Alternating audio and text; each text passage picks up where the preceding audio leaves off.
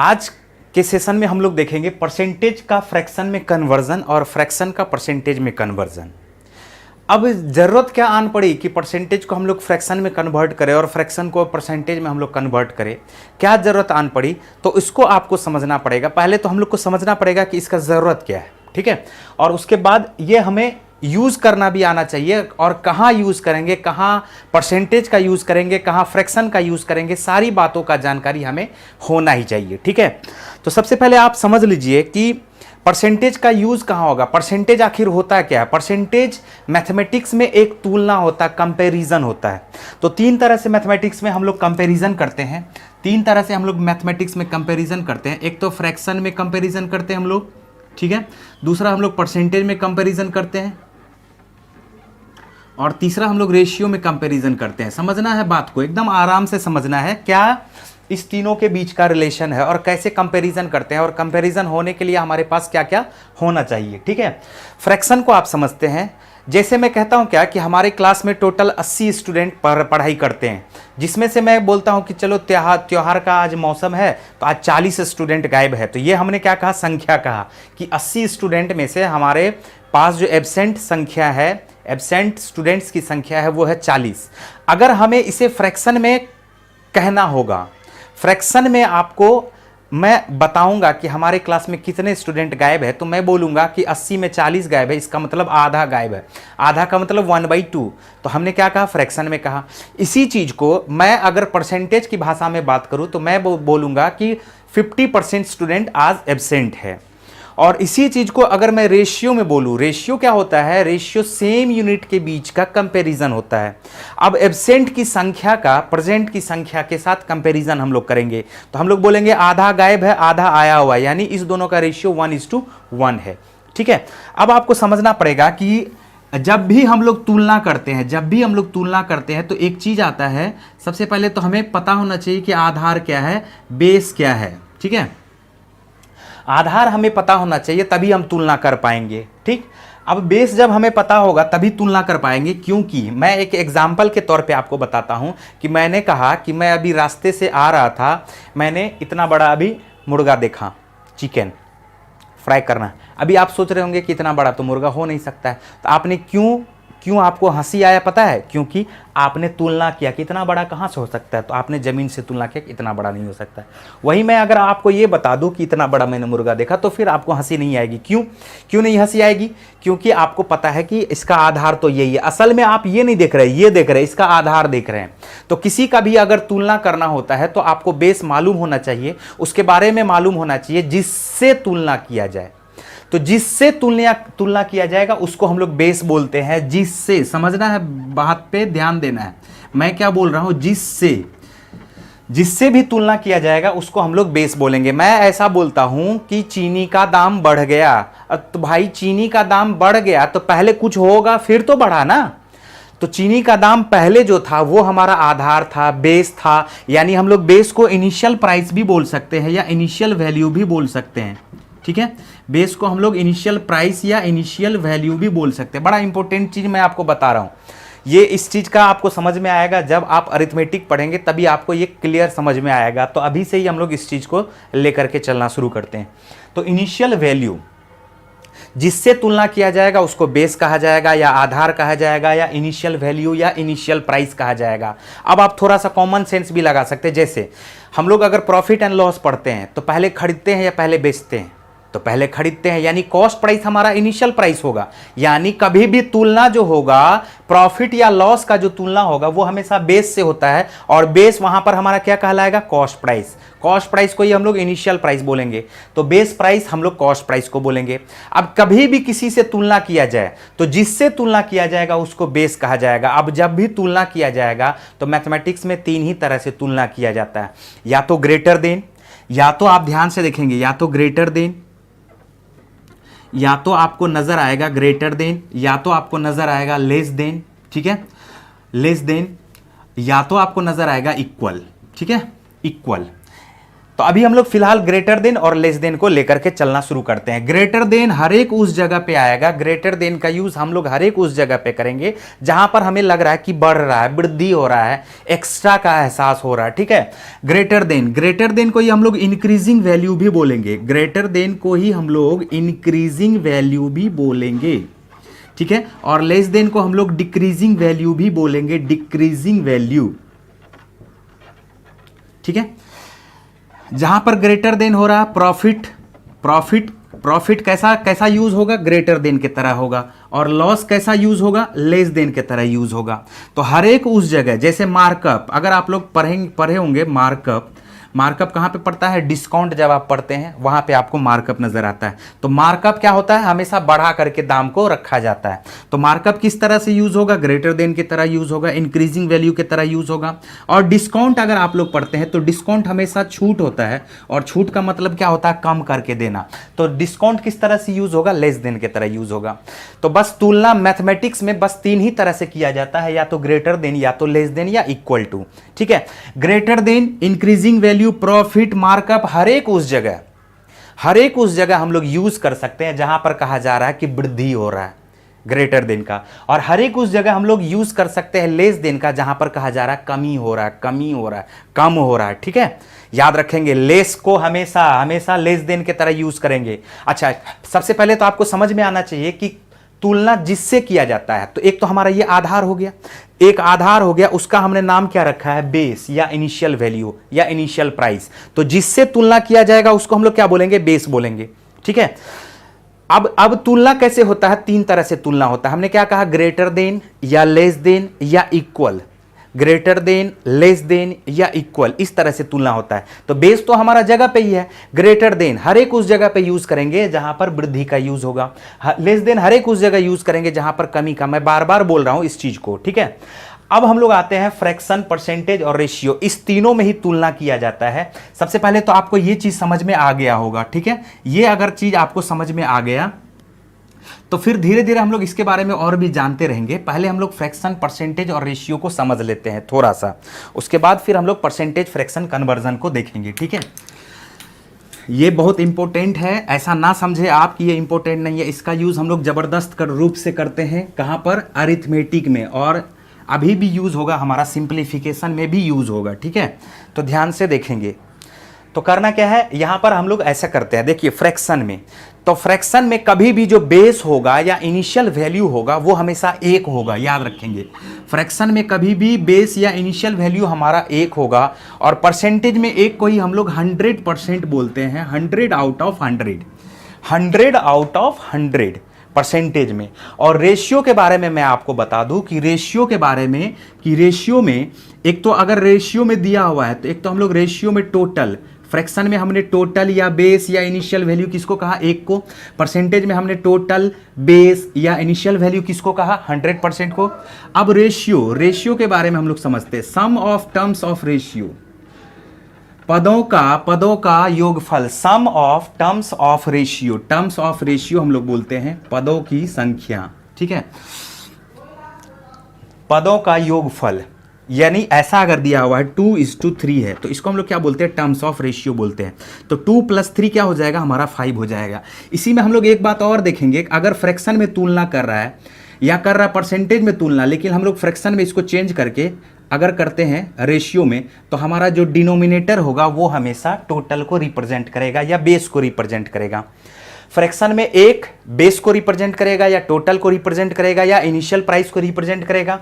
Percentage में 100% total, base या initial price को रिप्रेजेंट करेगा। और रेशियो में सम ऑफ टर्म्स ऑफ रेशियो या डिनोमिनेटर आपको टोटल या बेस या 100% को रिप्रेजेंट करेगा। आप समझ पा रहे होंगे। चलिए मैं कुछ एग्जाम्पल आपको दिखाता हूं। जैसे मैं कहता हूं क्या, अच्छा फ्रैक्शन में एक बात आपको और भी समझना पड़ेगा। जैसे फ्रैक्शन में स्टार्ट करता हूं मैं, 1 में किसी भी फ्रैक्शन को ऐड करना है, 1 and 1 + 1/2। अगर हम लोग 1 + 1/2 करते हैं या 1 - 1/2 करते हैं, तो ये 1 + 1/2 या 1 - 1/2 ये क्या आपको रिप्रेजेंट कर रहा है, ये वृद्धि को रिप्रेजेंट कर रहा है और ये कमी को रिप्रेजेंट कर रहा है। अगर कहा जाए कि आधा स्टूडेंट बढ़ गया, तो एक तो पहले था ही, पहले क्या था, लोग पूछेगा ना कि भाई पहले क्या था, तो पहले हमारा 1 था, ये अभी 1 का आधा बढ़ गया। ठीक है, अब यहां पर आपको समझना है किसी भी फ्रैक्शन को अगर हम लोग को ऐड करना है 3 आउट ऑफ 7, किसी भी फ्रैक्शन को हम लोग को माइनस करना है 3 आउट ऑफ 7, तो फिर हम लोग क्या करते हैं, एक के बारे में आपको मैं समझाता हूं। एक का मतलब आप सिर्फ एक ही ना समझे, अगर फ्रैक्शन के रूप में यहां पर 1 है और यहां पर फ्रैक्शन ऐड किया जा रहा है, तो क्या हम लोग एक को इसका डिनोमिनेटर देखते हुए, इसका डिनोमिनेटर क्या आपको नजर आ रहा है, 2 नजर आ रहा है, तो क्या हम लोग 1 को 2 आउट ऑफ 2 बोल सकते हैं क्या, 1 को 2 आउट ऑफ 2 बोल सकते हैं, 2 में 2, तो टोटल 2 में 2 का मतलब भी 1 आया, 3 में 3 का मतलब भी 1 आया, 7 में 7 का मतलब भी 1 ही आएगा। ठीक है, अब 2/2 अब प्लस 1/2 करते हैं, चूंकि डिनोमिनेटर दोनों का इक्वल हो गया है, तो दोनों का जैसे ही डिनोमिनेटर इक्वल हो गया तो हम लोग ऊपर वाले को एक साथ ऐड कर सकते हैं, तो 2 और 1 मिलके क्या हो जाता है, हमारा 3 हो जाता है। ठीक है, इसी तरह से 1 में से 1/2 को हम लोग माइनस करेंगे, तो 1 को हम लोग क्या लिख सकते हैं, 2/2, और इसमें से अगर हम लोग 1/2 को माइनस करते हैं तो दोनों का डिनोमिनेटर सेम हो चुका है, अब दोनों को हम लोग ऊपर में न्यूमरेटर को माइनस कर सकते हैं, तो ये क्या आ जाएगा, आपका 1/2 आ जाएगा। अब आपको इतना नहीं समझना है, इतना नहीं लिखना है, एक बात अब आपको डायरेक्ट कैसे लिखना है, 1 + 1/2, तो आपको एक में अगर किसी भी फ्रैक्शन को ऐड करते हैं तो 2 में आप डायरेक्ट को 1 को ऐड करें, डिनोमिनेटर में न्यूमरेटर को ऐड करें तो 3 हो जाएगा, और डिनोमिनेटर को आप छोड़ दें। ठीक है, 1 से अगर किसी भी फ्रैक्शन को माइनस करना है तो आपको करना क्या है, डिनोमिनेटर में से न्यूमरेटर को माइनस कर देना है और डिनोमिनेटर को छोड़ देना है। ठीक है, तो क्या आ जाएगा, ये 1/2 आ जाएगा। आप समझ पा रहे क्या, असल में ये क्या है, ये दोनों जो है दिखने में तो बहुत छोटा लग रहा है, ठीक है, बट है ये बहुत ही खतरनाक चीज, मैं आपको धीरे धीरे समझाऊंगा कि इसका इस्तेमाल हम लोग कैसे करते हैं। अब आप यहीं पर देखिए कि ये तो आपको नजर आ गया 3/2, 1 + 1/2 बराबर 3/2। अगर यही चीज परसेंटेज में कहा जाए, परसेंटेज में बात करें, परसेंटेज में कहेगा 50% बढ़ गया, तो 1 के बारे में 1 को हम लोग क्या समझ सकते हैं, 100%। 100% का मतलब भी क्या होता है, 100 आउट ऑफ 100, यानी वहां पर जो डिनोमिनेटर है वो 100 है। परसेंटेज का मतलब ये होता है कि डिनोमिनेटर 100, डिनोमिनेटर 100, जैसे आप समझिए अगर 1/5 है, 1/5 को परसेंटेज में चेंज करना है, तो बस आप इसको डिनोमिनेटर को 100 बना ले, तो 5 है तो 5 में किससे गुना करेंगे कि 100 हो जाएगा, तो 20 से, तो 20 से अगर नीचे मल्टीप्लाई कर रहे हैं तो 20 से ऊपर भी मल्टीप्लाई करना पड़ेगा, तो अब ये क्या आ गया, 20/100 आ गया, 20/100, और 20/100 का मतलब है 20 आउट ऑफ 100, और 20 आउट ऑफ 100 इसी चीज को हम लोग क्या करते हैं, चिन्ह के रूप में, साइन के रूप में लिख देते हैं। ये जो बटे में 100 है इसी को हम लोग साइन के रूप में, ऐसा साइन के रूप में लिख देते हैं, और इसको बोलते हैं 20%। 20/100 को ही 20% बोलते हैं। ठीक है, अब 1 है तो 1 का मतलब 100 आउट ऑफ 100, ठीक है, 100%, और 1/2 है तो 1/2 को हम लोग क्या बोलते हैं, 50%। अगर इस दोनों को हम लोग ऐड करेंगे तो ये क्या आ जाएगा, 150%, यानी 3/2 जो है इसी का परसेंटेज में वैल्यू कैसा है, 150%, और 150% का ही फ्रैक्शन में वैल्यू कैसा है, 3/2 है। ठीक है, अगर 1 में से 1/2 को माइनस करते हैं, 100% में से 50% को हम लोग माइनस करते हैं, तो बचेगा क्या हमारा 1/2, यानी यहां पर 50% बचता है। तो इसी 50% का फ्रैक्शन में वैल्यू 1/2 है, और 1/2 का परसेंटेज में वैल्यू 50% है।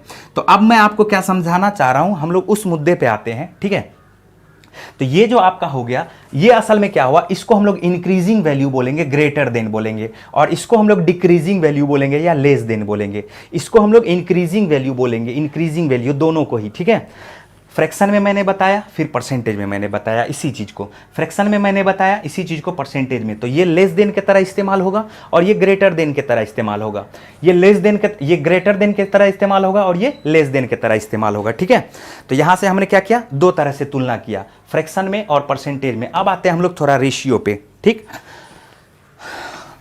धीरे धीरे आप बातों को समझेंगे, कोई ज़रूरी नहीं है कि आज पहला ही दिन आप पूरा का पूरा कंप्लीट समझ जाएंगे। ठीक है, क्योंकि हम लोग अब रेशियो भी पढ़ेंगे, जब अरिथमेटिक में हम लोग रेशियो पढ़ेंगे तो पूरा क्लियर समझ में आ जाएगा। तो अभी हम लोग ऐसा करके देखते हैं, ध्यान से देखना है। फ्रैक्शन में अगर हमसे कोई क्वेश्चन पूछे कि 1/4 कोई लकड़ी का टुकड़ा है, 1/4 लकड़ी का टुकड़ा काट लिया गया, या कहा जा रहा है कि 1/4 जनसंख्या बढ़ गया। ठीक है, अगर 1/4 वृद्धि और कमी दोनों को हम लोग समझते हैं, इंक्रीजिंग वैल्यू और डिक्रीजिंग वैल्यू दोनों को ही हम लोग समझते हैं। किसमें किसमें समझेंगे, फ्रैक्शन में समझेंगे। ठीक है, और फ्रैक्शन के बाद हम लोग इसी चीज़ को परसेंटेज में समझेंगे, और परसेंटेज के बाद हम लोग ऐसा करते हैं, थोड़ा इसको पीछे करते हैं, तीनों ही चीज में हम लोग एक साथ समझने का कोशिश करेंगे, ठीक है। वृद्धि, या आप इसको ग्रेटर देन या इसी चीज को इंक्रीजिंग वैल्यू भी बोल सकते हैं, ठीक है। ध्यान से समझना है, सब एक ही चीज है। और इसी चीज को हम लोग यहां पर कमी के बारे में बात करते हैं तो लेस देन या डिक्रीजिंग वैल्यू के तरह हम लोग इसका इस्तेमाल करेंगे। कैसे कैसे समझेंगे? सबसे पहले हम लोग इसको समझेंगे फ्रैक्शन में, दूसरा हम लोग इसको समझेंगे परसेंटेज में, ठीक है, और तीसरा हम लोग इसको समझेंगे रेशियो में। तीनों ही तरह से हमको पहले से ही आना चाहिए, तीनों ही तरह से हमें पहले से ही यूज करने के लिए आना चाहिए। अब मैं आपको बता रहा हूं कि तीनों ही तरह से हमें क्यों यूज करने के लिए आना चाहिए, क्योंकि अलग अलग तरह का क्वेश्चन मिलेगा। अभी का जो दौर है उसमें क्या है कि आपको अलग अलग तरह से क्वेश्चन को सॉल्व करना होता है। कभी कभार क्या होता है कि आपको कोई क्वेश्चन परसेंटेज का ही है तो वो रेशियो में बन गया, या रेशियो का क्वेश्चन है वो परसेंटेज में बन गया। परसेंटेज का क्वेश्चन है कभी परसेंटेज में भी बन गया, परसेंटेज का क्वेश्चन है फ्रैक्शन में बन गया, परसेंटेज का क्वेश्चन है रेशियो में भी बन गया। तो आपके पास तीनों तर्कस में सारे तीर होना चाहिए, तभी आप जाकर के किसी भी एक तरीका से क्वेश्चन को सॉल्व कर सकते हैं। कभी कभार क्या होता है कि इस तरीका से परसेंटेज वाले से आसान होता है, कभी कभी रेशियो से आसान होता है, कभी कभी क्वेश्चन फ्रैक्शन से आसान होता है। तो तीनों में से किसी एक से ही आसान होगा, ठीक है। आसान तीनों से भी हो सकता है, लेकिन जो भी इसमें सबसे बेस्ट हमें पता लगेगा उसका हम लोग इस्तेमाल करते हैं। इसीलिए हम लोग तीनों को ही समझने का कोशिश करते हैं। समझिएगा ध्यान से। तो अभी ग्रेटर देन, जैसे हमसे कोई क्वेश्चन कहा गया फ्रैक्शन में अगर बात करते हैं, और फ्रैक्शन में कहा गया क्या कि एक गांव का जनसंख्या 1/10 बढ़ गया और एक गांव का जनसंख्या 1/10 घट गया, ठीक है। अगर 1/10 बढ़ गया, या मैं यहां पर लिखता हूं इसे, 1/10 बढ़ गया और 1/10 घट गया, समझना है। अब आपको क्वेश्चन में कहा जा रहा है कि 1/10 बढ़ गया, तो भाई 1/10 बढ़ गया तो आप बोलोगे ना कि पहले कुछ होगा उसी में ना 1/10 बढ़ा होगा। तो पहले कुछ क्या होगा, तो फ्रैक्शन में पहले हमेशा 1 होगा। हमने आपको क्या बताया कि फ्रैक्शन में आप बेस हमेशा 1 को लेकर के चलेंगे, ठीक है। तो अब 1/10 बढ़ गया तो कितना हो गया जनसंख्या। अगर फ्रैक्शन में यूज करेंगे तो आपको ऐसे करना है यूज कि 1 + 1/10, यानी ये डायरेक्ट 10 में 1 को ऐड करेंगे तो ये 11/10 हो जाएगा। तो हम लोग इसको ऐसे बोल सकते हैं कि 1/10 का इंक्रीजिंग वैल्यू 11/10 होगा, 1/10 का इंक्रीजिंग वैल्यू 11/10 होगा, और 1/10 का डिक्रीजिंग वैल्यू आप बोलोगे कि 1/10 घट गया, तो पहले तो कुछ होगा ना कि 1/10 घट गया, अपने मन से घट गया, पहले कुछ होगा तब उससे 1/10 घट गया होगा। तो 1 से 1/10 अगर घट जाता है, 1 से अगर 1/10 घट जाता है तो ये हमारा क्या हो जाता है, 9/10 हो जाता है, ठीक है। तो हम लोग इसको क्या बोल सकते हैं, 1/10 का डिक्रीजिंग वैल्यू 9/10, 1/10 का इंक्रीजिंग वैल्यू 11/10, 1/10 का डिक्रीजिंग वैल्यू 9/10। अब आपको समझ में आ गया होगा। अगर मैं बोलूं कि 1/4 वृद्धि हो जाए तो 1/4 वृद्धि हो जाए, अगर आपको डायरेक्ट इंक्रीजिंग वैल्यू लिखना है, वृद्धि वाला वैल्यू लिखना है, तो आप क्या लिखेंगे इसको 5/4, 4 1 5/4 डायरेक्ट। और इसी तरह से 1/4 का डिक्रीजिंग वैल्यू लिखना है, डिक्रीजिंग वैल्यू लिखना है तो आप क्या लिखेंगे, 4 में से 1 माइनस कर देंगे और 3/4 करेंगे। आप देखिए दोनों ही अवस्था में डिनोमिनेटर सेम आ रहा है। 1/10 बढ़े चाहे घटे, डिनोमिनेटर पे कोई प्रभाव नहीं पड़ रहा है, न्यूमरेटर पे प्रभाव पड़ रहा है। तो इसका मतलब डिनोमिनेटर क्या है, फिक्स है। डिनोमिनेटर क्या हो रहा है, एक ही फ्रैक्शन में डिनोमिनेटर फिक्स हो जा रहा है। तो इसका सीधा सा मतलब है कि डिनोमिनेटर का कुछ हम लोग इस्तेमाल करेंगे, और डिनोमिनेटर का इस्तेमाल हम लोग करेंगे बेस के तरह, रेशियो में बेस के तरह। अब मैं आपको समझाता हूँ आराम से। इसी तरह से अगर परसेंटेज का बात किया जाए, बोलेगा कि 10% बढ़ गया, और इसी तरह से कहा जाए कि 10% घट गया। एक बार कहा जा रहा है 25% बढ़ गया और एक बार कहा जा रहा है कि 25% घट गया, ठीक है। अब आप सोचिए कि 10% बढ़ गया, तो 10% बढ़ गया, अगर 10% का वृद्धि हो रहा है तो आपके समझ में सबसे पहले तो आपके दिमाग में एक क्वेश्चन आएगा कि भाई पहले कुछ था तभी तो उसमें 10% बढ़ गया। तो पहले कितना था, तो पहले आपको कुछ नहीं सोचना है, पहले 100% था, पहले 100% था और 100 में 10% बढ़ गया। आप इसको एक बार में लिखेंगे 110% हो गया, ठीक है। इसी तरह से अगर 10% घट गया तो पहले कुछ नहीं था, 100% में से 90%, 100% में से 10% घटा तो 90% हो गया। यानी बेस के तौर पे आप 100% का हमेशा इस्तेमाल करेंगे, इनिशियल वैल्यू के तौर पे आप 100% का हमेशा इस्तेमाल करेंगे अगर परसेंटेज में कर रहे हैं तो। ठीक है। 25% बढ़ गया तो क्या बोलेंगे, 100% में से अपने आप 25% बढ़ गया तो 125% हो गया। आप समझ पा रहे हैं क्या? कुछ लोग यही बात सोचने में लग जाते हैं कि 25% बढ़ा तो भाई कितना में बढ़ा। अरे भाई बेस क्या है, 100%। आपको अगर नहीं भी दिया हो तो आपको मान के चलना पड़ेगा कि हमारा जो बेस है वो हमेशा 100% है, क्योंकि कोई भी चीज अपने आप में अपने आप का 100% होता है, अपना खुद का टोटल होता है। समझ पा रहे हैं क्या?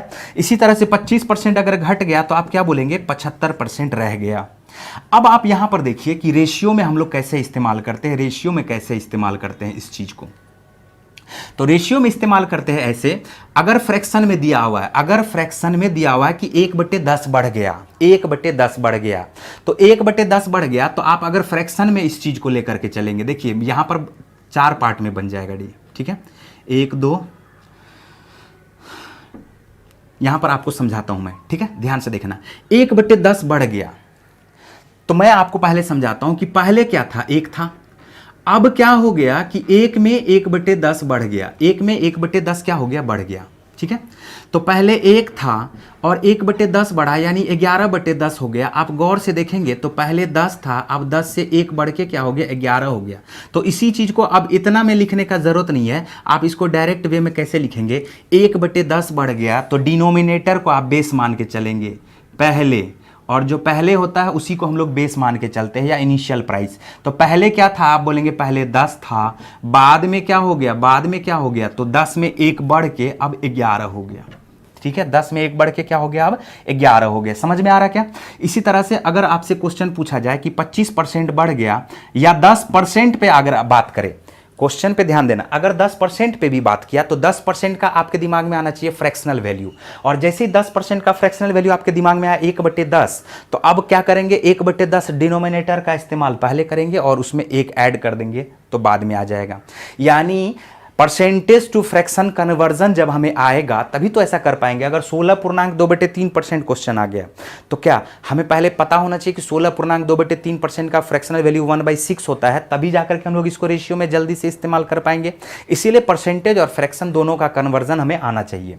25% अगर बढ़ गया तो आप क्या बोलेंगे, 25% या 1/4 बढ़ गया, दोनों सेम ही चीज है।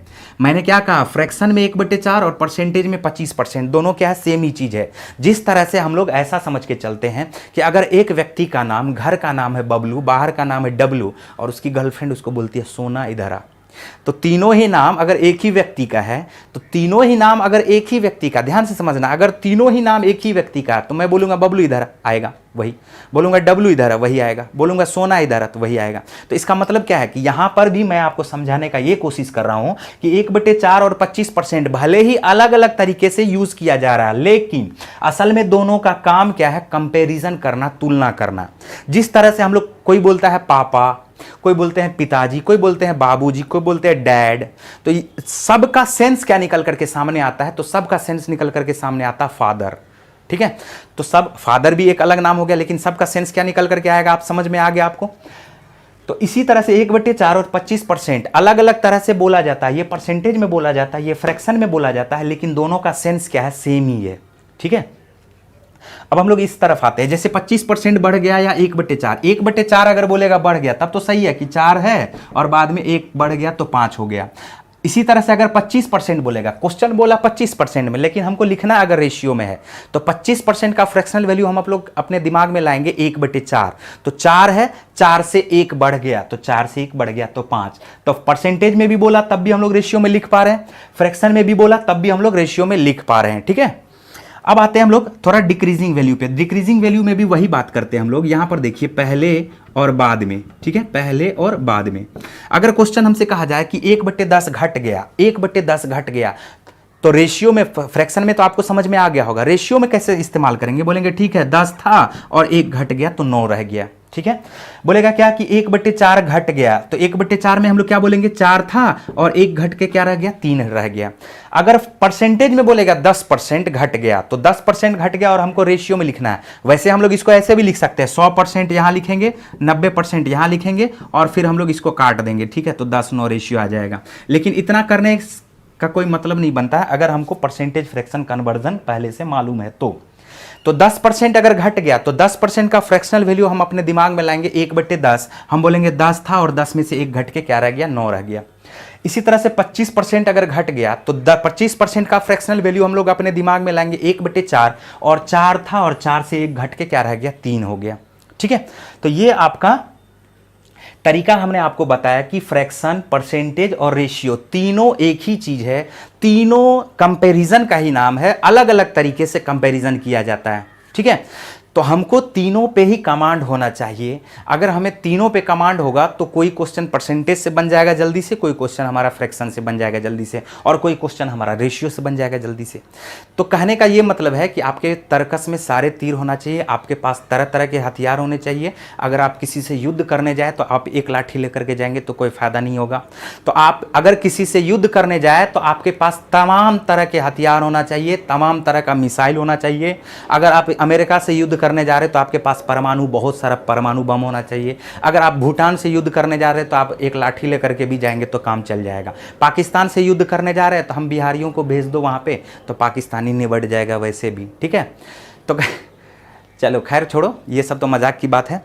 बट मैं जो आपको समझाना चाह रहा हूं, आप, मुझे उम्मीद है कि आप इसे समझ पा रहे होंगे। ठीक है, तो आज मैंने आपको सिर्फ ये बताया कि फ्रैक्शन, परसेंटेज और रेशियो, इस तीनों का तुलना हम लोग कैसे करते हैं। ठीक है, अब हम लोग दूसरे पार्ट में पढ़ेंगे परसेंटेज फ्रैक्शन का कन्वर्जन कैसे किया जाएगा, और ये भी मैं आपको बताऊंगा कि इंक्रीजिंग वैल्यू, डिक्रीजिंग वैल्यू कैसे हम लोग उसका यूज करेंगे। बट है क्या कि इंक्रीजिंग डिक्रीजिंग अब आपको यूज करने के लिए आ गया होगा, बट आपको अभी ये पूरा नहीं आया होगा कि परसेंटेज को फ्रैक्शन में कैसे जल्दी से कन्वर्ट कर पा रहे होंगे, और फ्रैक्शन से परसेंटेज को कैसे कन्वर्ट कर पाएंगे जल्दी से। सबसे बड़ा बात यही है कि जल्दी से। ठीक है, तो वो हम लोग नेक्स्ट पार्ट में देखेंगे, और उम्मीद करते हैं कि आज का क्लास ये आपको पसंद आया होगा। ठीक है, और ये क्लास हमारा YouTube पे भी जाएगा, ये क्लास हमारा फ्री में है। तो आपने अगर अभी तक मेरे ऐप को डाउनलोड नहीं किया है तो आप ज़रूर हमारे ऐप को डाउनलोड कर लें। गूगल प्ले स्टोर पे हमारा रोशन मिश्रा मैथमेटिक्स करके ऐप है, उसे आप ज़रूर डाउनलोड कर ले। इससे आपका ये फ़ायदा हो जाएगा कि अगर किसी भी तरह का कोर्स हम लोग वहाँ पर लाएंगे तो उस तरह का कोर्स, वो कोर्स आप आराम से खरीद सकते हैं और फिर पढ़ सकते हैं। ठीक है, घर बैठे आपका तैयारी हो जाएगा, चाहे आप कहीं भी हो। नमस्कार, स्वागत है आप सबका एक बार फिर से हमारे ऐप रोशन मिश्रा मैथमेटिक्स पर।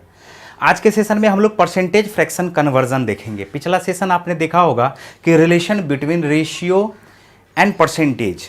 ठीक है, रिलेशन हम लोगों ने देखा था, फ्रैक्शन, परसेंटेज और रेशियो, इस तीनों का ही रिलेशन हम लोगों ने देखा था।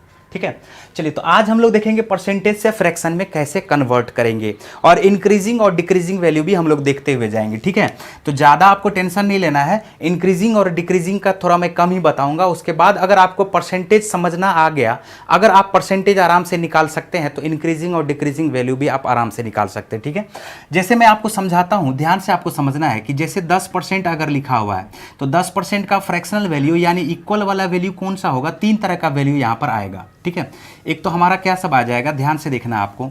एक हमारा आएगा इक्वल वाला वैल्यू, 3 तरह से हम लोग तुलना करते हैं हमेशा। दूसरा आएगा इंक्रीजिंग वैल्यू या ग्रेटर देन, इंक्रीजिंग वैल्यू या ग्रेटर देन, और तीसरा आ जाएगा हमारा डिक्रीजिंग वैल्यू, डिक्रीजिंग वैल्यू। ठीक है, जैसे लिखा हुआ 10%, अगर 10% लिखा हुआ तो 10% का इक्वल वैल्यू क्या होगा, 1/10 फ्रैक्शन में। अगर इंक्रीजिंग वैल्यू का बात करें तो आपको क्या करना है, 10 में 1 को ऐड कर देना है, ये आ जाएगा 11/10 आ जाएगा, और डिक्रीजिंग वैल्यू 10 में से 1 को कम कर देंगे तो ये 9/10 आ जाएगा। ठीक है, तो आपको एक बात तो समझ में आ गया कि इंक्रीजिंग और डिक्रीजिंग वैल्यू कैसे निकालते हैं। मैं कुछ और भी एग्जांपल यहाँ पर आपको दिखाता हूँ। तो 20% का फ्रैक्शनल वैल्यू 1/5 होगा, और 1/5 अगर बढ़ जाता है तो क्या हो जाएगा 6/5, अगर घट जाएगा तो क्या हो जाएगा 4/5।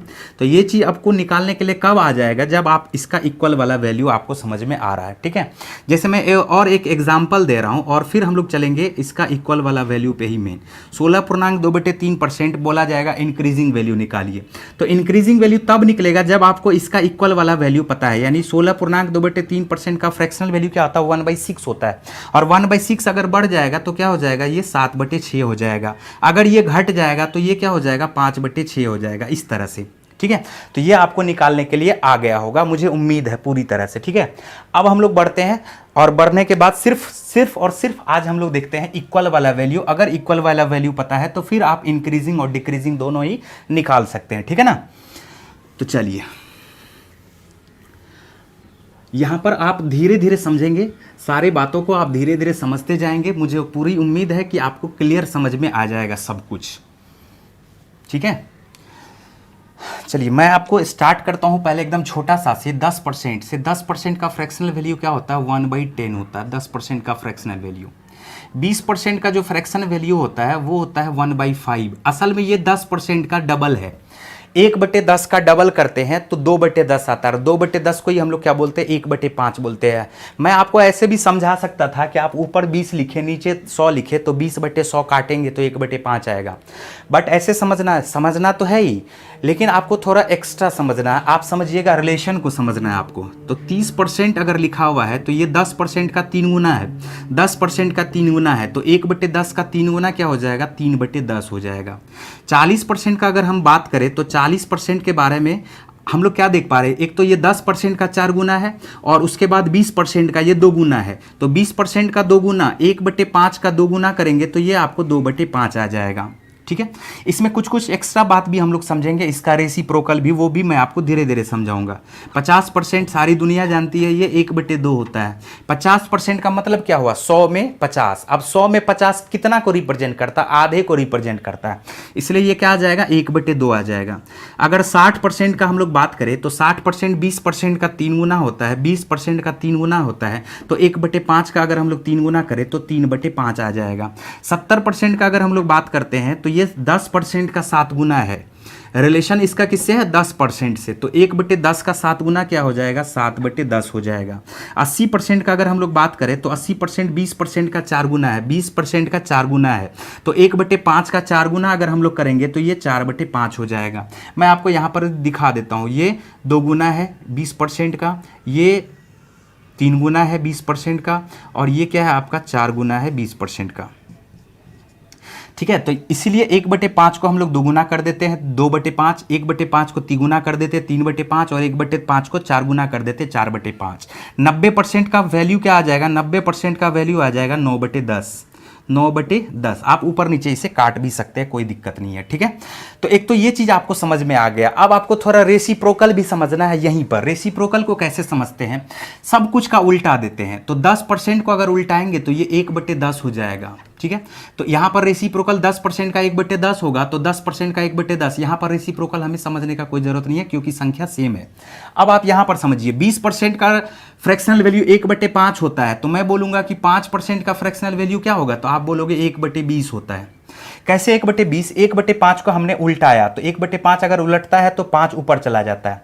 20 अगर उल्टेगा तो 1/20 आ जाएगा। और परसेंटेज अगर उल्टेगा, परसेंटेज का मतलब परसेंटेज में ही अगर रखना है, तो 1/100 अगर उल्टेगा तो उस तरफ चला जाएगा, बराबर के उस तरफ। 1/100 अगर उल्टेगा तो ऊपर चला जाएगा 100, और बराबर के उस तरफ भेजेंगे तो 100 नीचे चला जाएगा। आप समझ पा रहे हैं क्या? तो इसीलिए 5% का 5% बराबर क्या हो जाएगा? 1/20 हो जाएगा। यानी 20% बराबर 1/5, तो 5% बराबर क्या हो जाएगा हमारा? 1/20। 30% बराबर 3/10 है तो हम लोग बोल सकते हैं 1/30 का वैल्यू जो होगा, 1/30 का वैल्यू या 10/3% का जो वैल्यू होगा वो 1/30 आ जाएगा। आप समझ पा रहे क्या? 10/3% का जो वैल्यू होगा वो क्या आ जाएगा? 1/30 आ जाएगा। हम लोग इसको 10/3 को हम लोग बोल सकते हैं 3.1/3%, जो बराबर के हो जाएगा किसके? 1/30 के, ठीक है। 40% बराबर 2/5 है। अगर हम लोग इसको उलटते हैं तो 5/2% हम लोग इसको लिख सकते हैं, और 5/2% को हम लोग क्या लिख सकते हैं? 1/40 लिख सकते हैं। इसी 5/2% को हम लोग 2.5% भी बोलते हैं। 2.5% बराबर 1/40, ठीक है। 50% 1/2, 50% 1/2, यानी अगर इसका हम लोग उलट के देखेंगे तो 2% बराबर 1/50 आ जाएगा। 60% बराबर 3/5, इसको अगर उलट के देखेंगे हम लोग, इसका रेसिप्रोकल देखेंगे तो 5/3% बराबर 1/60 आ जाएगा। इसी चीज़ को 5/3% को ही हम लोग 1.2/3% भी बोलते हैं। 1.2/3% यानी 1/60 के। अब आप इसका रिलेशन इसके साथ भी कर सकते हैं, देख लेंगे आप। तो 10/3 का ही आधा 5/3 होता है, 10/3 का आधा 5/3 होता है, तो 1/30 का आधा 1/60 हो जाएगा। इसी तरह से 1/40 का अगर आप आधा देखेंगे, 1/40 का आधा अगर आप देखेंगे डायरेक्ट वे में तो 1/80 हो जाएगा, और 2.5% का भी आधा आप देखेंगे तो 1.25% हो जाएगा। तो रिलेशन किधर से किधर भी आप आराम से बना सकते हैं, यहां से भी आप इसको उल्टा सकते हैं, 1/80 1/80, और 4/5 का उल्टा क्या हो जाएगा, 5/4%, 5/4%। तो सब तरफ से आपको मालूम होना चाहिए। तो 1.25% होता है, 5/4 को ही हम लोग 1.25% बोलते हैं, यानी 1/80। तो आप इसका रेसिप्रोकल भी आपको समझ में आना शुरू हो गया होगा कि हम लोग इसका रेसिप्रोकल, जैसे मैं आपको एक एग्जाम्पल के तौर पे बताता हूं। अगर कोई क्वेश्चन ऐसा आ जाए कि 1/37 बराबर क्या होगा, 1/37 बराबर क्या होगा, अचानक से आ गया हमारे दिमाग में, अचानक से आ गया और इसका हमें परसेंटेज लिखना है, ठीक है। तो इसका परसेंटेज अगर आपके दिमाग में 37.5% का फ्रैक्शनल वैल्यू है पता, 37.5% का फ्रैक्शनल वैल्यू 3/8 होता है, हम लोग अभी देखेंगे इसे। तो 37.5% का फ्रैक्शनल वैल्यू 3/8 है पता, तो इसी का रेसिप्रोकल है, इसको हम लोग 8/3% बोल सकते हैं, यानी हम लोग बोल सकते हैं 2.2/3%, 2.2/3%, ठीक है। तो कहने का मतलब है रेसिप्रोकल भी आपको समझना है और सीधा सीधा भी समझना है। चलिए ठीक है, अब हम लोग इससे थोड़ा आगे बढ़ते हैं।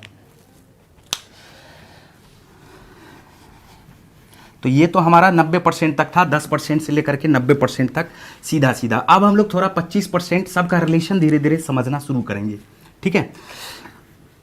आप एक बात बताइए, सबको पता है कि 25% का जो फ्रैक्शनल वैल्यू होता है, 25% का फ्रैक्शनल वैल्यू वो 1/4 होता है, इतना तो सबको पता है।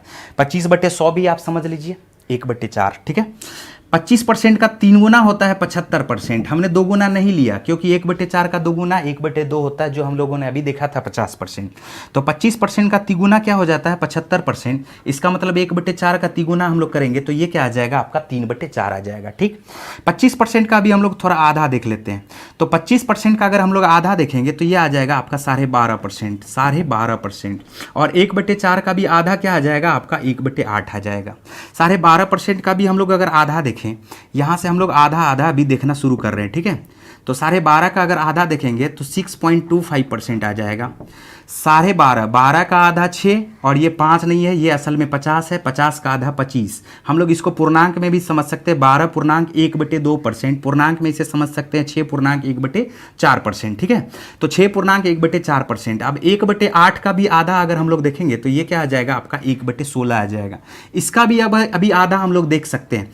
तो इसका अगर आधा देखेंगे तो 6 का आधा क्या हो जाएगा 3, और 250, ये 25 नहीं, इसको हम लोग सम संख्या में बदल लेते हैं। तो सम संख्या में कैसे बदलेंगे 250।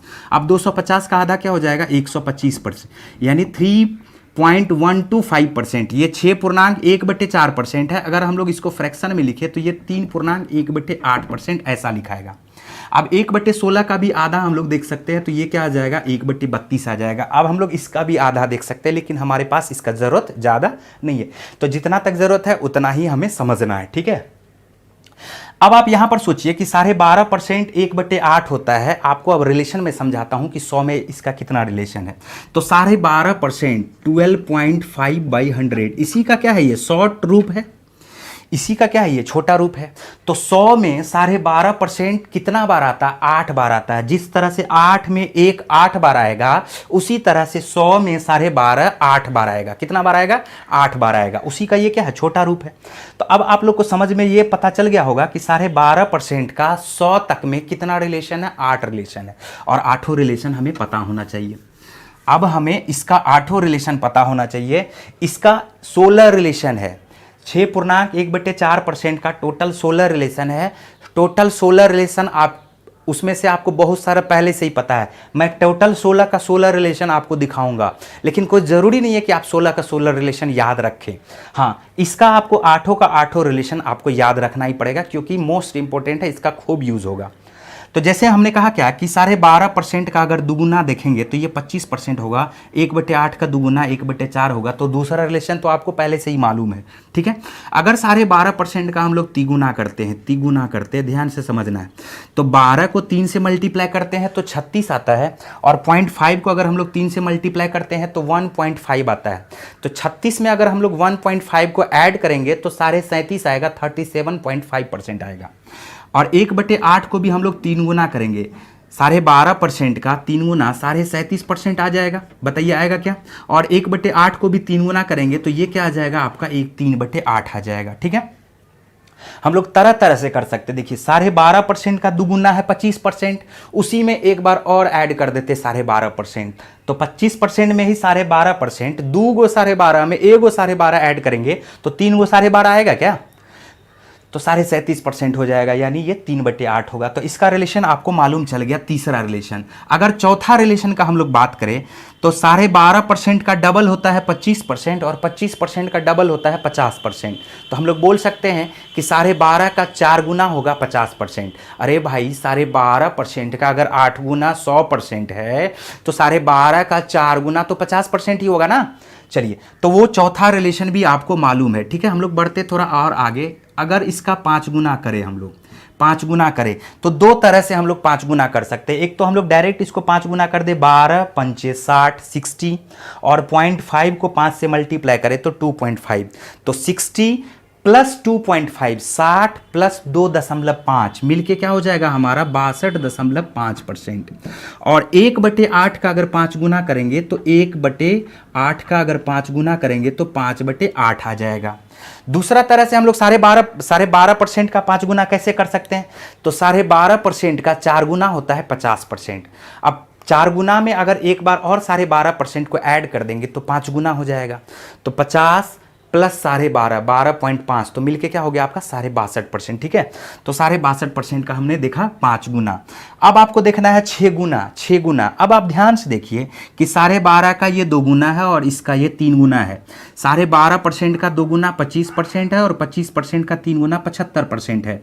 तो 2 गुना 3 गुना तो हो गया ना 6 गुना। तो 12.5% का अगर आप 6 गुना देखेंगे तो ये 3/4 ही हो जाएगा। 1/8 का आप 6 गुना करेंगे, ऊपर नीचे काटेंगे तो 3 नीचे ऊपर आएगा और 4 नीचे आएगा, यानी 3/4। तो छठा भी रिलेशन आपको पहले से मालूम है। अब हम लोग देखते हैं 12.5 का 7 गुना। 12.5 का 7 गुना, ध्यान से देखेंगे तो या तो हम लोग इसको 7 से मल्टीप्लाई कर दें, या 6 गुना पहले से ही पता है 75%, उसी में एक बार 12.5 ऐड कर दे तो 75 में 12.5 को ऐड करेंगे तो 87% हो जाएगा, जो आपका क्या आ जाएगा 7/8 आ जाएगा। 12.5% का 7 गुना क्या आ जाएगा 7/8। आप इसको तीसरे तरह से भी समझ सकते हैं, ध्यान से समझना। हमने क्या कहा पहले तरह से, 12 सते 84, 84, और 0.5 को अगर 7 से मल्टीप्लाई करते हैं तो 3.5, तो 84 में अगर 3.5 को हम लोग ऐड करेंगे तो 87.5% आएगा। या हमने क्या कहा कि 75% होता है इसका 6 गुना, और उसी में अगर एक बार और हम लोग ऐड कर देंगे 12.5 को तो ये 7 गुना हो जाएगा। तीसरा तरह से भी आपको समझ में आना चाहिए। आप सोचिए कि 7 गुना करना है और 12.5% का आपको 8 गुना पता है।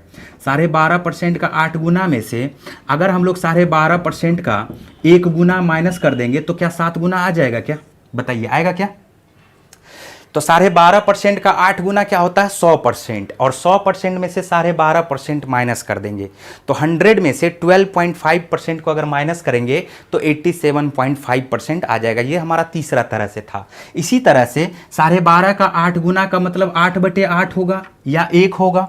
12.5% का अगर 8 गुना करेंगे तो 100% होगा, और 100% को हम लोग 1 बोल सकते हैं, और 1 को हम लोग 8/8 बोल सकते हैं क्योंकि इसका डिनोमिनेटर में बार बार 8 आ रहा है।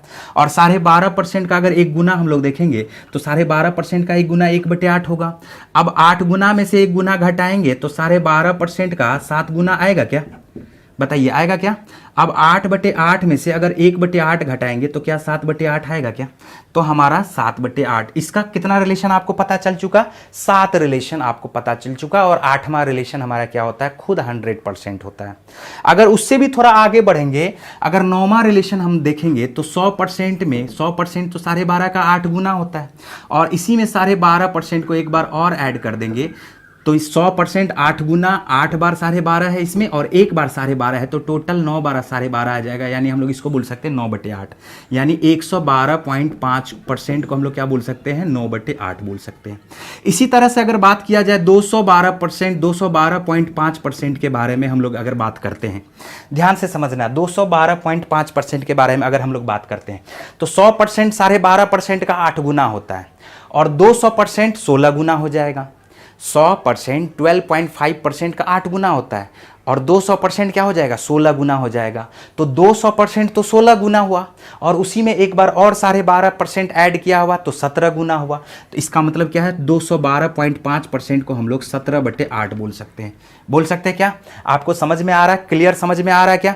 इसी तरह से अगर क्वेश्चन हमारा ऐसा आ जाए कि 337.5% का फ्रैक्शनल वैल्यू हमें पता करना है, तो 337.5%, तो 300% खुद 3 हो गया। आप सोचिए थोड़ा, 300% खुद क्या हो गया, 3 हो गया फ्रैक्शन में, और 37.5%, तो 37.5% का फ्रैक्शनल वैल्यू 3/8, तो 3 में 3/8 ऐड कर देंगे, यानी 337.5% का जो फ्रैक्शनल वैल्यू होगा वो होगा 3 + 3/8। अब हम लोग इसको ऐड कर देंगे, 8 × 3 = 24, 24 × 3 = 27/8। हम लोग इसको ऐसे लिख सकते हैं, 27/8 लिख सकते हैं। तो आपको अब ये क्लियर समझ में आ गया होगा, ठीक है। तो 12.5% का खूब यूज़ होता है, इसीलिए आपको इसका सारा रिलेशन मालूम होना चाहिए। बड़ा बड़ा हम लोग परसेंटेज आराम से लिख सकते हैं। जैसे ऐसा एक और हम लोग एग्जाम्पल लेकर के चलते हैं। अगर आ गया 487.5%, 487.5%, तो आपको करना क्या है, आपको इसको दो तरह से लिख सकते हैं। एक तो आप इसको लिख सकते हैं 400% + 87%, तो 400% खुद 4 हो जाएगा, और 87% 7/8 हो जाएगा, ठीक है। तो हम लोग इसको बोल सकते हैं 8 × 4 = 32, और 32 में 7 को ऐड करेंगे तो 32 × 7 = 39/8।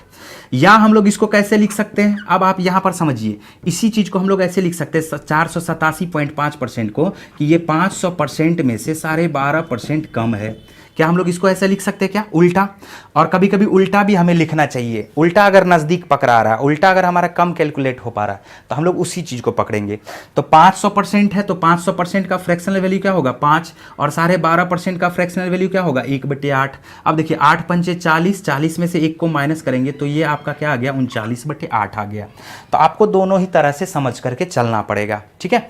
चलिए, रहा बात 1/16 का भी परसेंटेज आपके दिमाग में बहुत सारा है। कैसे है आपके दिमाग में, क्योंकि बहुत सारा इसका रिलेशन तो आपको यहीं पर मिल गया, ठीक है। मैं इसको मिटाता हूं और 1/16 के बारे में आपको समझाता हूं, ठीक है।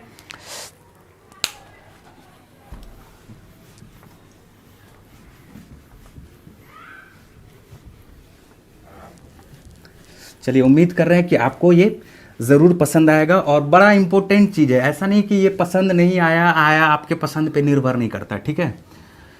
आपको पसंद करे या नहीं करे कोई फ़ायदा नहीं है इसमें, ठीक है। ज़बरदस्ती भी आपको पसंद करना ही पड़ेगा। क्यों ज़बरदस्ती पसंद करना पड़ेगा, कि अगर देखा जाए तो 90% ऐसा स्टूडेंट मिलेगा जिसको पढ़ाई लिखाई से बोलेगा नहीं मुझे यार पढ़ाई लिखाई जमता नहीं है ना, 90% स्टूडेंट, लेकिन ज़बरदस्ती उसे पढ़ना पड़ता है। आप जाएंगे एग्ज़ाम देने के लिए, 5-5 सब्जेक्ट का आप एग्जाम देंगे, तो क्या पांचों का पांचों सब्जेक्ट पे आपका ज़बरदस्त पकड़ होगा क्या? नहीं।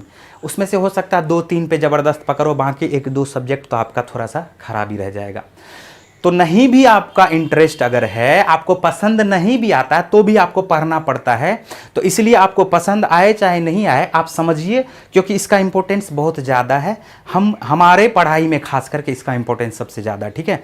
हम आपको जब आगे पढ़ेंगे, अगर आपको हमसे पढ़ने का और भी अपेक्षा होगा कि अरिथमेटिक भी हमसे पढ़े, तो फिर आपको क्लियर समझ में आएगा कि इसका क्या ज़बरदस्त यूज़ हम लोग करते हैं। एकदम शुरू से ही पहला चैप्टर रेशियो से शुरू करते हैं, और अंतिम चैप्टर तक हम लोग इसका ज़बरदस्त इस्तेमाल करते हैं, ठीक है।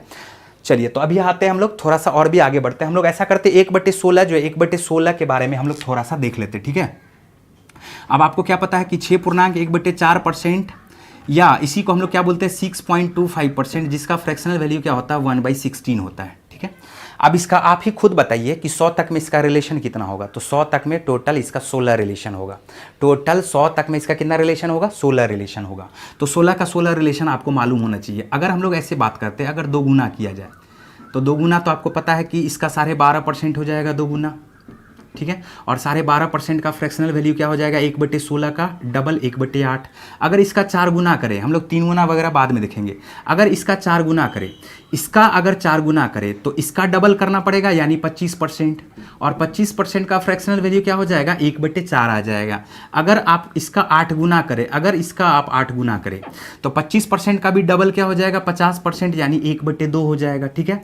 और अगर आप इसका 16 गुना करें, अगर आप इसका 16 गुना करें, तो डायरेक्ट हमारा 100% आएगा, यानी 1 आ जाएगा। आपको अब समझ में आया होगा कि बहुत सारा रिलेशन तो आपको पहले से ही मालूम है, ठीक है। चलिए अब हम लोग देखते हैं इसका अलग अलग रिलेशन। तो हमने पहला के बाद दूसरा यहाँ पर देखा और दूसरा के बाद अभी हमें तीसरा देखना है, ठीक है, ध्यान से देखना। हम लोग इसका 3 गुना देखते हैं, तीसरा रिलेशन।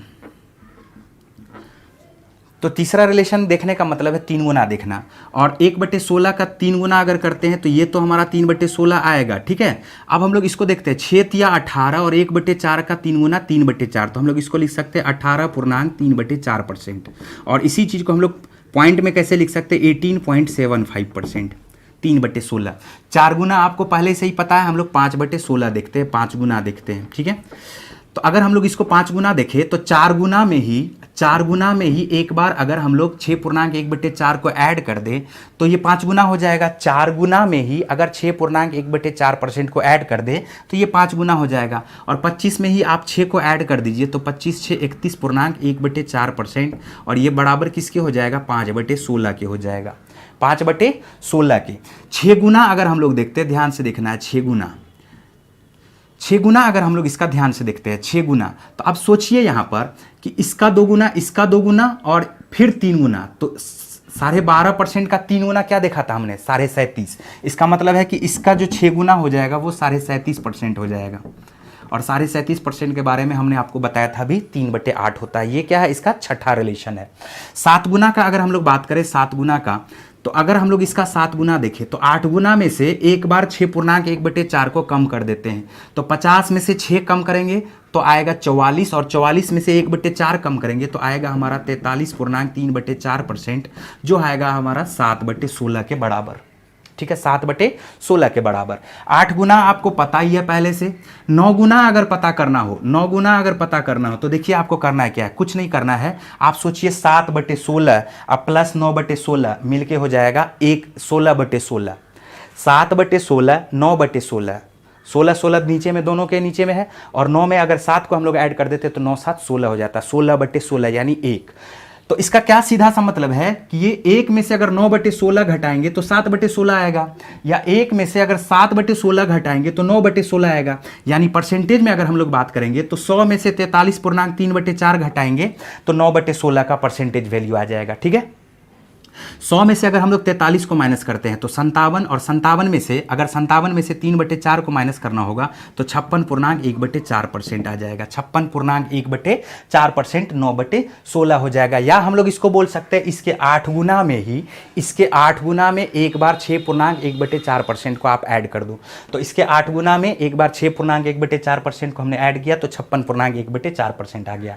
10 गुना अगर करते हैं तो 10/16, 10 गुना करते हैं, ध्यान से देखना आपको, अगर 10 गुना करते हैं तो 12.5% इसका 2 गुना है, 12.5% इसका 2 गुना है, और 12.5% का 5 गुना 6.1/4% का 10 गुना होगा।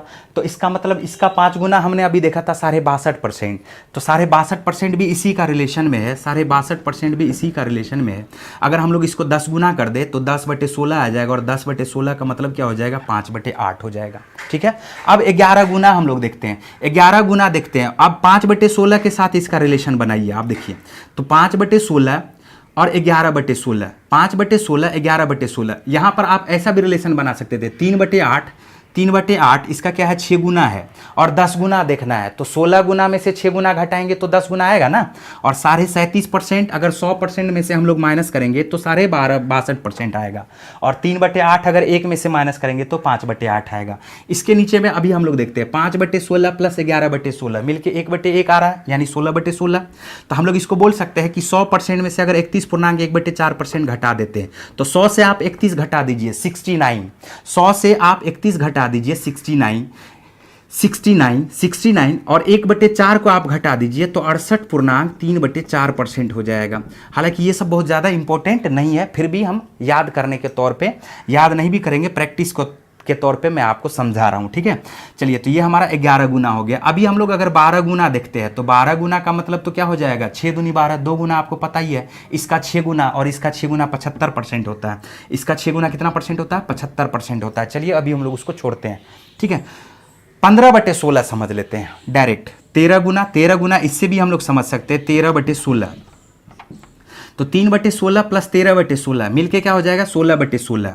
अभी 100% में से 18 को घटाएंगे तो 82 में से 75 घटाएंगे तो हम लोग बोल सकते हैं 81.25% ये हमारा 13/16 आ जाएगा। ठीक है, अगर हम लोग 15/16 निकाले, 15/16 का मतलब क्या हो जाएगा, 1 में से 1/16 को माइनस करना। अब एक हमारा क्या है 100% और 1/16 को हम लोग माइनस करेंगे, 1/16 का मतलब है 6.1/4%। तो 100 में से 6 को माइनस करते हैं तो 94 आता है, और 94 में से 1/4 को माइनस करते हैं तो 93 एंड 3/4% हम लोग बोल सकते हैं। ठीक है, तो इसका टोटल 16 रिलेशन था। अभी आज हम लोग थोड़ा सा देखेंगे 33.1/3% का फ्रैक्शनल वैल्यू क्या होता है बताइए। तो 33.1/3% का फ्रैक्शनल वैल्यू होता है 1/3। ठीक है, कोई बात नहीं है। इसी का डबल होता है 66.2/3%। तो इसी का डबल अगर 66.2/3% होता है तो 1/3 का हम लोग डबल करते हैं तो ये क्या आ जाता है 2/3 आ जाता है। ठीक है, इसका डबल, ध्यान से समझना है आपको।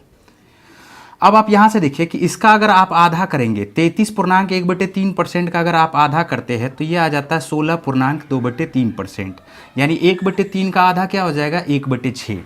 अब कैसे हमने इसे किया कि 33.1/3% का हमने आधा कैसे किया। ठीक है, तो 32 का आधा हो जाता है 16 और 1.1/3 को हम लोग 4/3 लिख सकते हैं।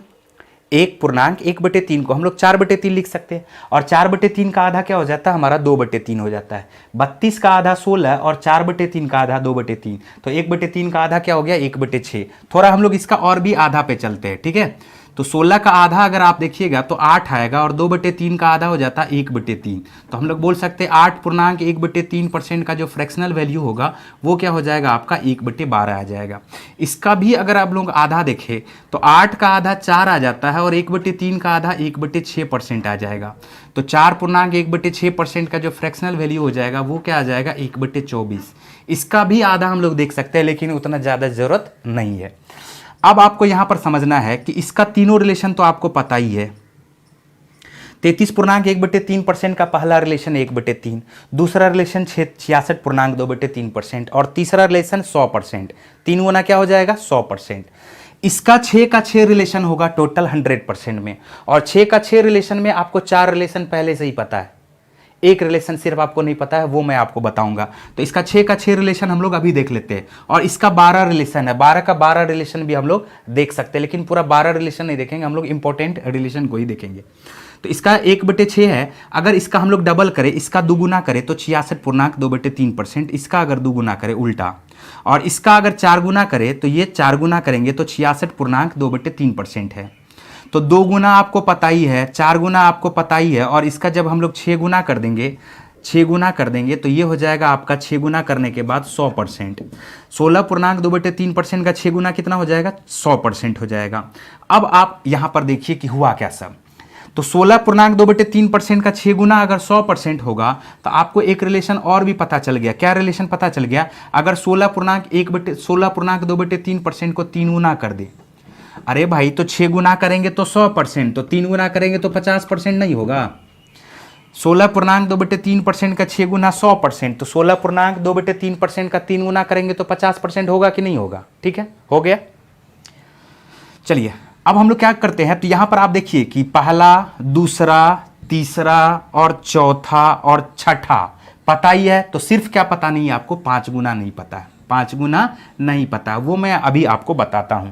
तो 16.2/3% का 5 गुना 2 तरह से कर सकते हैं, ध्यान से देखना आपको।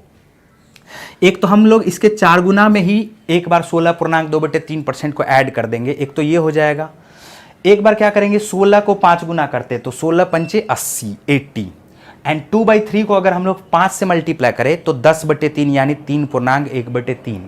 तो 80%, 80% प्लस 3 एंड 1/3%, तो क्या आ जाएगा आपका 83 एंड 1/3% आ जाएगा। और 1/6 का अगर हम लोग 5 गुना करेंगे तो ये क्या आ जाएगा आपका 5/6 आ जाएगा। तो अब आपको समझ में आ गया होगा कि इसका 6 का 6 रिलेशन क्या होता है। हम लोग इसको ऐसे भी कर सकते हैं कि 16.2/3% का 6 गुना 100% होता है। ठीक है, और ये क्या होता है 6/6 होता है। 16.2/3% का एक गुना 16.2/3% ही होता है। अगर 6 गुना में से एक गुना को हम लोग माइनस कर देंगे, एक गुना को माइनस कर देंगे तो क्या हमें 5/6 नहीं मिलेगा क्या? बताइए क्या मिलेगा? 5/6। 16.2/3% का फ्रैक्शनल वैल्यू 1/6। तो 6/6 से 1/6 माइनस करेंगे तो क्या आ जाएगा? 5/6। यानी 100 में से अगर 16 माइनस करते हैं तो 84, और 84 से अगर 2/3 हम लोग माइनस करते हैं तो 83.1/3%। तो हम लोग इसको ऐसे भी समझ सकते हैं।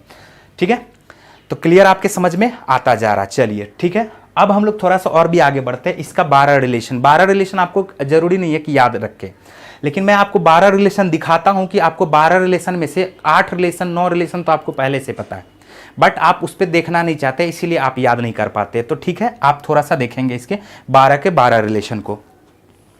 चलिए, थोड़ा सा आपको लग रहा होगा कि ज़्यादा हो रहा है। ठीक है, ज़्यादा असल में नहीं हो रहा है, हम लोग उतना ही पढ़ रहे हैं जितना हमारे लिए ज़रूरी है। ठीक है, तो थोड़ा सा भी ज़्यादा नहीं हो रहा है, इतना ही हमारा इम्पोर्टेंट है, ये सारा हमारा इम्पोर्टेंट है। तो चलिए अभी हम लोग आ जाते हैं इसके 12 के 12 रिलेशन को देखते हैं। ठीक है, 12 के 12 रिलेशन को देखते हैं। अगर ध्यान से आप देखेंगे, अगर इसका 2 गुना किया जाए, इसका 2 गुना किया जाए, तो आपको अभी का अभी पता था कि इसका 2 गुना 16.2/3% होगा, जो अभी आपको पहले से ही पता है, वो होता है 1/6। अगर इसका 3 गुना किया जाए, ध्यान से देखेंगे, 3 गुना किया जाए, मैं आपको बताता हूं, अगर आप इसका 12 गुना करेंगे, अगर आप इसका 12 गुना करेंगे तो 100% हो जाएगा। अगर आप इसका 6 गुना करेंगे, मतलब आधा कर देंगे, तो 50% हो जाएगा। और इसका और भी आधा कर देंगे, यानी 3 गुना कर देंगे तो 25% हो जाएगा। आप समझिए क्या है ये।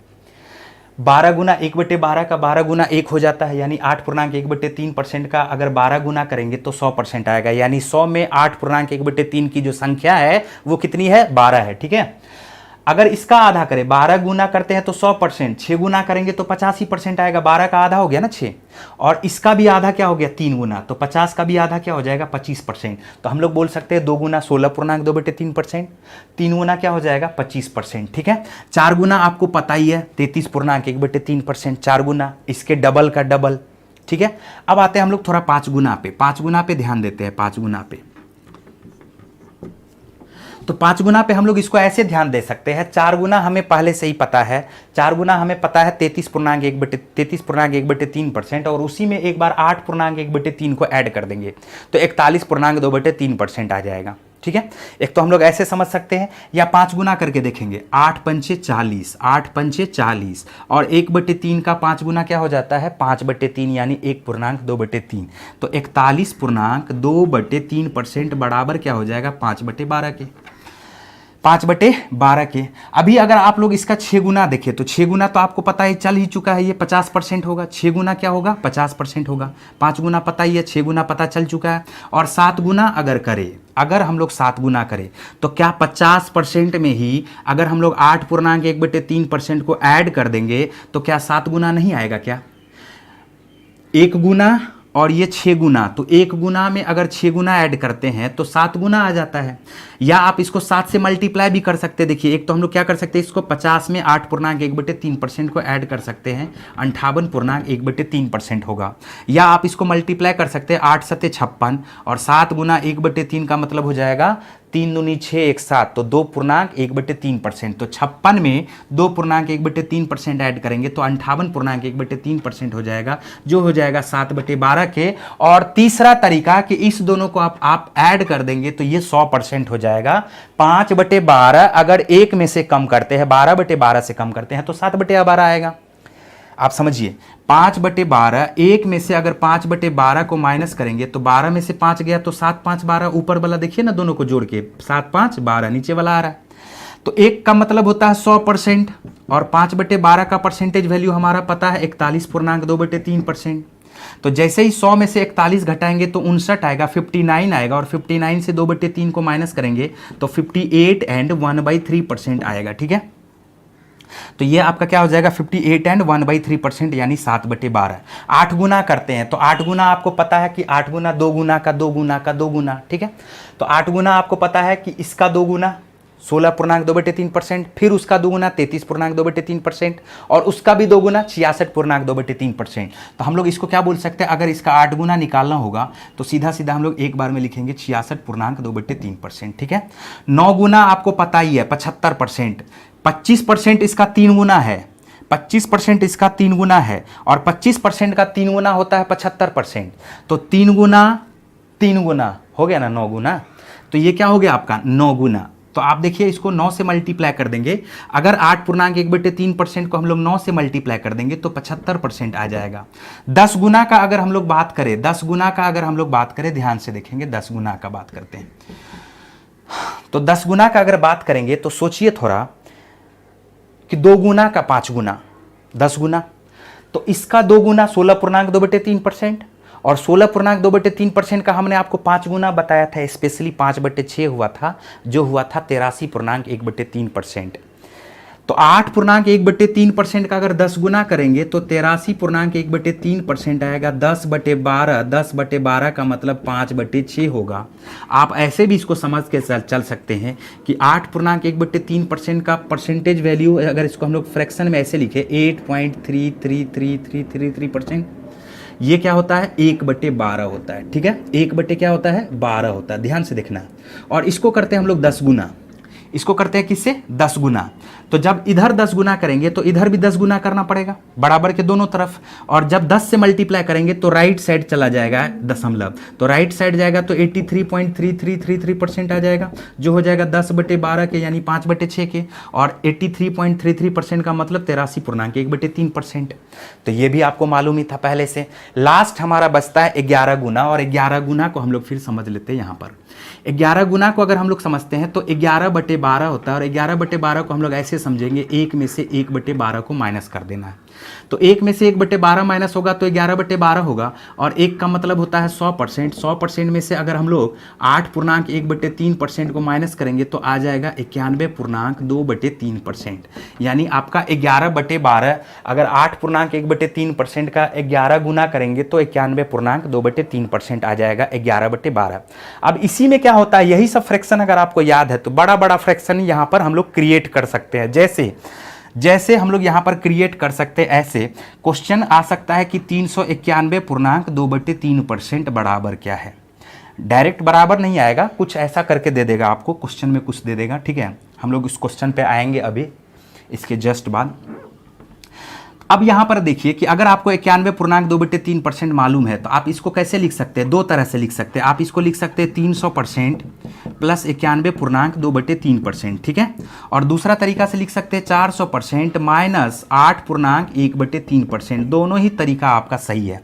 तो ये आ जाएगा 3 प्लस 11/12, या ये क्या आ जाएगा 4 माइनस 1/12। तो 12 तिया 36 में 11 को ऐड करेंगे तो 47/12 आ जाएगा, या 12 चौका 48 में से 1 माइनस करेंगे तो भी 47/12 आ जाएगा। तो हम लोग इस दोनों ही तरह से यूज़ कर सकते हैं। तो बड़ा बड़ा फ्रैक्शन भी इसी से क्रिएट होता है, इसको आप समझना पड़ेगा आपको। चलिए, तो अभी हम लोग इसको क्या करते हैं, ड्रॉप करते हैं। ठीक है, क्योंकि अब मुझे लगता है कि बहुत ज़्यादा हो रहा है, आपके लिए भी हो सकता है कि ये थोड़ा हार्ड आ जाए। ठीक है, अब मैं आपको बताता हूं कि 1 से लेकर के 1/20 तक हम लोग परसेंटेज का फ्रैक्शन में कन्वर्जन कैसे करते हैं, फ्रैक्शन से परसेंटेज में कैसे कन्वर्जन करते हैं। ठीक है, ये आप एकदम नोट कर लेंगे, A to Z नोट कर लेंगे, फिर आपको मालूम चलेगा कि इसका क्या महत्व है। चलिए, अब आप यहां पर देखिए 1/1, 1/2, 1/3, 1/4, 1/5, 1/6, 1/7, 1/8, 1/9, 1/10। ठीक है, 1/11, 1/12, 1/13, 1/14, 1/15, 1/16, 1/17, 1/18, 1/19, 1/20।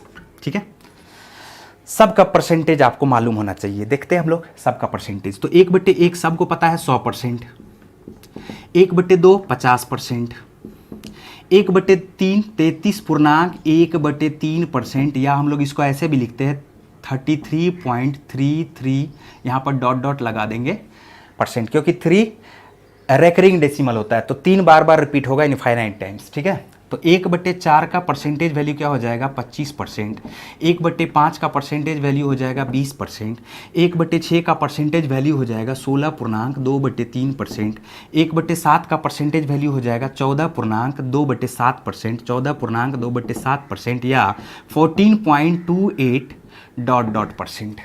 ठीक है, इसका भी हम लोग सारा रिलेशन अभी का अभी देखेंगे। ठीक है, ये आज हमारा कंप्लीट हो जाएगा, इसको कंप्लीट कर देंगे। 1/8 क्या हो जाएगा 12.5%, 1/9 क्या हो जाएगा 11.1/9%, या इसको हम लोग पॉइंट में ऐसे लिखते हैं 11.11%। खूब इसका यूज़ होता है। ठीक है, 1/10 का जो परसेंटेज वैल्यू आता है वो क्या आता है 1/10 का परसेंटेज वैल्यू 10%, सबको पता है। 1/9 का परसेंटेज वैल्यू 11.1/9% या 11.11%, ये असल में डॉट डॉट होता है। ठीक है, मतलब बार बार रिपीट होगा। तो इसको क्या लिखेंगे 9.1/11%, उसी का सब कुछ उल्टा पुल्टा कर दिए। ठीक है, इसको हम लोग पॉइंट में कैसे लिखेंगे 9.09%। 1/12 8.1/3% या 8.3333%। 1/6 का ही ये क्या हो जाता आधा। 1/13 को अगर हम लोग लिखेंगे तो 7.9/13% लिखेंगे। ठीक है, या पॉइंट में अगर आपको लिखना है तो 7.7% भी लिख सकते हैं या 69% ऐसे करके भी हम लोग लिख सकते हैं, और ऐसा यूज़ भी होता है। तो अप्रॉक्स 7.7% भी ये लगभग में हो सकता है। तो 1/14 क्या होता है 1/7 का ही आधा हो जाएगा, 14 का आधा हो जाएगा 7, और 2/7 का आधा हो जाएगा 1/7, या पॉइंट में अगर आपको लिखना है तो 7.14%। ठीक है, 1/15 क्या हो जाएगा 1/15 के बारे में आपको मैं बता देता हूँ 6.2/3% या 6.6666 ऐसा परसेंट आता है।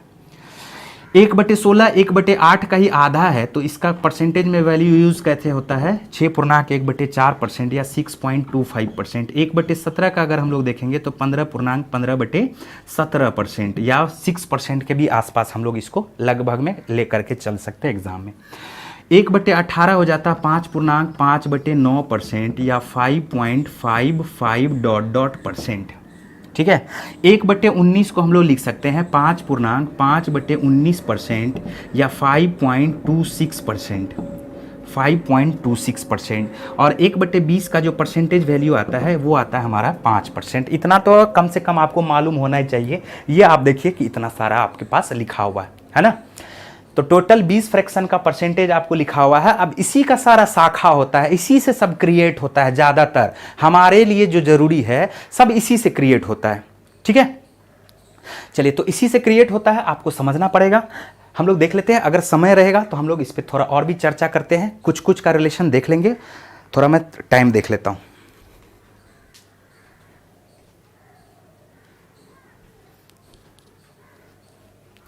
चलिए, हमारे पास 10-12 मिनट का टाइम और भी है। ठीक है, तो हम लोगों ने किसका किसका देखा। अब मैं उसको यहाँ से काटता हूँ। इसका ये पता ही है पहले से, इसका पता है, इसका पता है, इसका पता है, इसका पता है, इसका पता है, इसके बारे में मैंने आपको बताया, इसके बारे में मैंने आपको बताया। ठीक है, इसके बारे में मैंने आपको बताया। इसके बारे में जानना बहुत ज़्यादा ज़रूरी नहीं है, लेकिन आप थोड़ा बहुत जान सकते हैं। ये इसी से आ जाएगा, इससे ही आ जाएगा। 1/15 के बारे में बहुत ज़्यादा जानना ज़रूरी नहीं है, थोड़ा सा हम लोग जान लेंगे। ये हमने पहले से ही पढ़ा हुआ है, इसके बारे में जानना बहुत ज़्यादा ज़रूरी नहीं है, बस इसका परसेंटेज याद रखना है। 1/18 का रिलेशन 1/9 ही है, तो ये अगर पता चल गया तो ये भी पता चल जाएगा। इसके बारे में भी थोड़ा बहुत हम लोग जान लेंगे। ठीक है, और उसके बाद फिर हम लोग इसके बारे में तो आपको पता ही है। तो हम लोग अभी स्टार्ट जो करेंगे वो स्टार्ट करेंगे इससे। इसका 7 रिलेशन होगा पूरा, और इसका भी रिलेशन बड़ा इंपॉर्टेंट होता है, तो इसको याद रखना है आपको। ठीक है, इसको याद रखना है। और इसके जस्ट बाद हम लोग फ्रैक्शन परसेंटेज बेस्ड क्वेश्चन देखेंगे, और फिर आपको पता चलेगा कि क्वेश्चन कैसे क्रिएट होता है, और मज़ा आ जाएगा अगर आपको ये सारा याद हो गया तो। कसम से बता रहा हूँ, है ना। चलिए, आप लोग को लगता होगा कि हम हंसते हैं, नहीं, असल में हम बहुत हंसते हैं। लेकिन जब हम यहाँ पर पढ़ाने के लिए आते हैं तो सिर्फ मेरा ध्यान इसी तरफ रहता है, इसलिए मुझे याद ही नहीं रहता कि हंसना भी है। ठीक है, नहीं तो वैसे मैं आमतौर पे बहुत हंसता हूँ। ऐसा नहीं कि मैं बहुत ज़्यादा सीरियस आदमी हूँ और बहुत ज़्यादा खरूश टाइप का हूँ, ऐसा नहीं है ना। हम अपने लाइफ में बहुत हंसते हैं और जैसे बहुत इन्जॉय भी करते हैं। तो ऐसा आप एकदम ना सोच के चले कि मास्टर साहब हैं तो मास्टर साहब की तरह खाली पढ़ा रहे, बड़ा सीरियस हैं। चलिए, देखते हैं। अब 1/7 आपको पता है 14.2/7% होता है। 2/7 आपको याद रखना है 28.4/7% होता है। 3/7 भी आपको याद रखना है 42.6/7% होता है। 4/7 भी आपको याद रखना है 14 चौका 56 एक 57.1/7% होता है। कैसे होगा वो मैं अभी आपको बताता हूँ। 5/7 भी आपको याद रखना है 14 पंचे 70 एक 71.3/7% होता है। और 6/7 भी आपको याद रखना है 85.5/7% होता है। और 7/7 तो 100% हो ही जाएगा। अब आप यहाँ से सोचिए कि इसका डबल करते, सिर्फ डबल करते गए, कुछ नहीं है। 14 दूनी 28, 2 दूनी 4/7, 14 तिया 42, 2/7 का 3 गुना 6/7, 14 चौका 56, 56 तो पूरा पूरा आ गया। और 2/7 का अगर 4 गुना करते हैं तो 8/7 आता है। और 8/7 को हम लोग 1.1/7% बोलते हैं। तो 56 में 1.1/7% होगा तो क्या हो जाएगा 57.1/7%। 4 गुना 5 गुना करते हैं तो 14 पंचे 70, 70 पूरा पूरा आ गया। और 2/7 का अगर हम लोग 5 गुना करते हैं तो 10/7 आता है। और 10/7 को हम लोग क्या बोलते हैं 1.3/7। तो 70 में 1.3/7 ऐड करेंगे तो 71.3/7 आ जाएगा। ठीक है। अगर इसका 6 गुना करते हैं, 6 गुना तो 14 छाके 84। और 2/7 को अगर 6 गुना करते हैं तो 12/7 आता है। और 12/7 को हम लोग 1.5/7 बोलते हैं। तो 84 प्लस 1.5/7 85.5/7। और इससे भी खूब आपसे क्वेश्चन पूछा जा सकता है। ठीक है। अभी हम लोग थोड़ा सा जानते हैं इसके बारे में 11.1/9% के बारे में। इसको मैं थोड़ा सा बता देता हूं और आपको ये पूरा का पूरा कंप्लीट अपने से समझ में आ जाएगा। तो 11.11% के बारे में ये 1/9 है। अब 11 का मल्टीपल परसेंटेज में देखना है, जैसे 22.22% आ गया, ये असल में डॉट डॉट होगा। ठीक है। तो ये क्या आ जाएगा आपका 2/9। इसी तरह से अगर अचानक से आपके पास 55.55% दिख जाए, इसी चीज को हम लोग फ्रैक्शन में कैसे लिखते हैं 11.1/9 है तो ये 22.2/9 है, ये 55.5/9 है, ये 55.5/9% है। तो 55.5/9% क्या कहलाएगा 5/9 कहलाएगा। इसी तरह से अचानक से 88.88% आपको दिख जाए या 88.8/9% आपको दिख जाए तो ये समझ लीजिएगा कि ये 8/9 है। तो ये इसका रिलेशन आप खुद से भी तैयार कर सकते हैं। अब हम लोग एक और रिलेशन देखते हैं 9.09 वाला। 9.09% या 9.1/11% को हम लोग क्या बोलते हैं 1/11 बोलते हैं। ठीक है। तो 9 का जितना मल्टीपल होगा परसेंटेज में वो असल में 1/11 का मल्टीपल होगा फ्रैक्शन में। जैसे 72.72% आ जाए, 72.72% या 72 एंड 7/11%। ठीक है। Sorry 9/11%, 8/11, 72 and 8/11%। तो इसको हम लोग क्या बोलेंगे 8/11। याद रहेगा क्या। जैसे 63.63% आ जा रहा है तो 63.63% आएगा तो हम लोग इसको क्या लिख सकते हैं 63 एंड 7/11%, जो आपका क्या हो जाएगा 7/11 हो जाएगा। तो ये सब छोटा छोटा चीज़ है जिसको आपको याद रखना चाहिए। और याद क्या रखिएगा, रिलेशन आप बहुत आराम से निकाल सकते हैं। ठीक है। चलिए अब हम लोग ज़्यादातर क्वेश्चन इस बेस्ड देखेंगे नेक्स्ट क्लास में। हालांकि कुछ और भी मैं आपको समझा देता हूं कि बड़ा बड़ा अगर परसेंटेज दिया हुआ है तो फिर हम लोग उसको कैसे तोड़ते हैं, ये सब चीज़ हालांकि मैंने आपको अभी बताया है, फिर भी मैं आपको एक बार फिर से बता देता हूं। जैसे 257.1/7% आ गया। ठीक है।